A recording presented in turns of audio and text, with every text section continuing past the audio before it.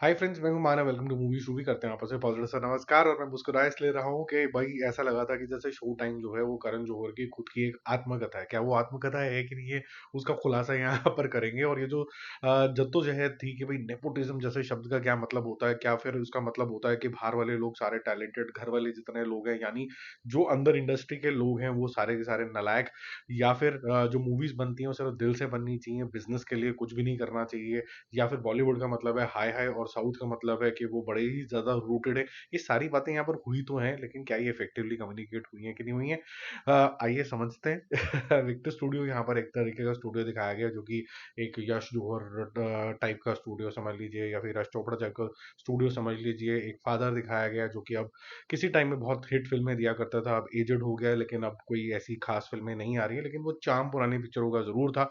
और उनका एक प्रोड्यूसर सन भी है जिसने स्टूडियो को आगे लेके गया है। बाय द सेम टाइम वो थोड़ा सा अपने ही हॉट हेडेडनेस के अंदर है। रघु यानी कि इमरान हाशमी, उनके पुताश्री हैं नसरुद्दीन शाह। और नसरुद्दीन शाह जल्दी ही निपट जाते हैं इसके अंदर, और पता चलता है कि उनकी एक और बीवी भी थी और उससे एक बच्ची भी थी, और ये उनके ग्रैंडफादर टाइप से कुछ बन जाते हैं। और उसके बाद ये सारा का सारा जो स्टूडियो है अपनी विल के अंदर इनके नाम कर जाते हैं। तो अब इनको ये सौंपा जाता है कि ये जो ओल्ड चार्म ऑफ मूवीज था, जो ऐसी मूवीज बना करती थी जो लोगों के दिल के अंदर सदियों सदियों तक याद रहती थी, वैसी जो फिल्में हैं ये मोहतरमा बनाएंगी। क्या ये मोहतरमा वैसी फिल्में बना पाएंगी कि नहीं बना पाएंगी? इनको बहुत सारे चैलेंजेस आएंगे। क्या ये आउटसाइडर को इनसाइडर बनने का चांस मिलेगा कि नहीं मिलेगा, या फिर ये फटाफट से सब कुछ सीख जाएंगी और हुकुम के इक्के फेंकते चली जाएंगी? और दूसरी साइड जो ये हॉट हेडेड रघु है यानी इमरान हाशमी है, क्या वो इस स्टूडियो में रहेगा या बाहर चला जाएगा स्टूडियो की? और क्या उसको जद्दोजहद होगी फंड्स लाने की, या फिर कोई एक्टर को लाने की, या फिर अच्छी स्टोरी लेने की? उसकी जद्दोजहद क्या होंगी? ये सब चीजें यहाँ पर आपको देखने को मिलेंगी।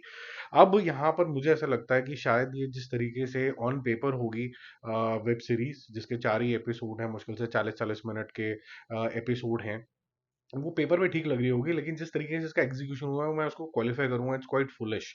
ओके, तो ऐसा दिखाया गया है कि जो बाहर की मोहतरमा आई हैं वो इतनी ज्यादा अचानक से ऑब्जर्वेंट हो गई हैं कि जो इनसाइडर थे, जो 40-40 50-50 साल से मूवीज बना रहे हैं, वो बुद्धू थे। उनको तो पता ही नहीं था कि क्या करना होता है, कैसे प्रोडक्शन हाउस चलाना होता है।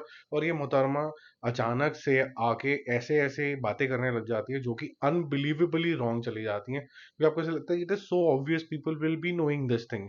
ऐसा कोई ग्रेट तुमने आइडिया नहीं दे दिया है, तो it's too easy for for that girl so to से।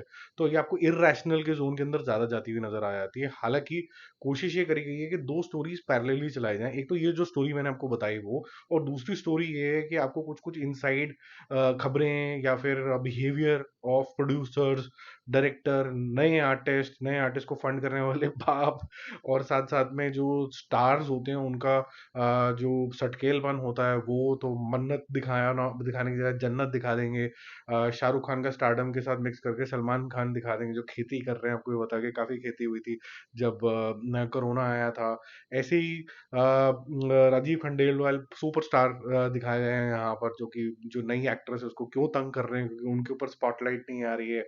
ऐसी एक रॉकी भाई है जो संस्कार बांटते फिर रहा है, और ऐसा लग रहा है कि शायद साउथ ही सिर्फ संस्कारी है और बाकी सब तो बेवकूफ बैठे हैं यहाँ पर।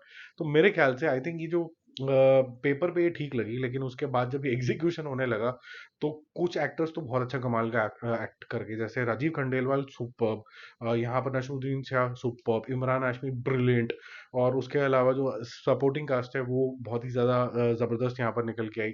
लेकिन आई थिंक जो ये लड़की का कैरेक्टर है यहाँ पर वो थोड़ा सा सही बैठा नहीं है यहाँ पर।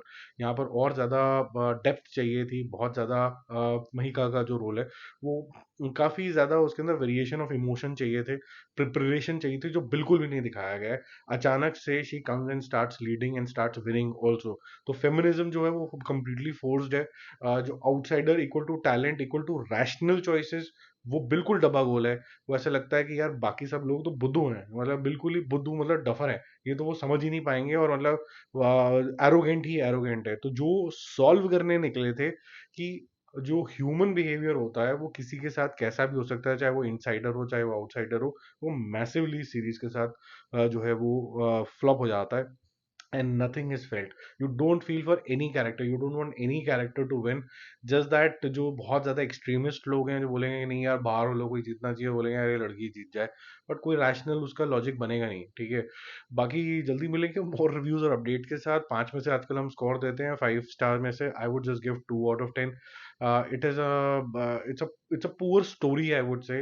उनके पास पैसे थे, बहुत अच्छी ग्लैम तरीके की ये सीरीज लगी है, अमीर सीरीज लगी है, विजुअली बहुत अच्छी है, स्टूडियो बहुत अच्छे से दिखाए हैं, जहाँ पर डिस्कशंस हो रही हैं वो बहुत अच्छे से दिखाया है।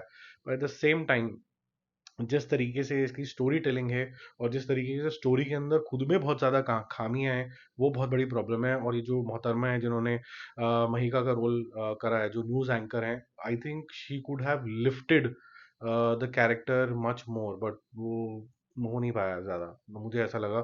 तो इसीलिए मेरा 2 आउट ऑफ 10 है। ये मच बेटर बन सकती थी, लेकिन डिसअपॉइंटिंग है। बाकी जल्दी मिलेंगे और रिव्यूज़ और अपडेट्स के साथ। Stay connected, bye bye.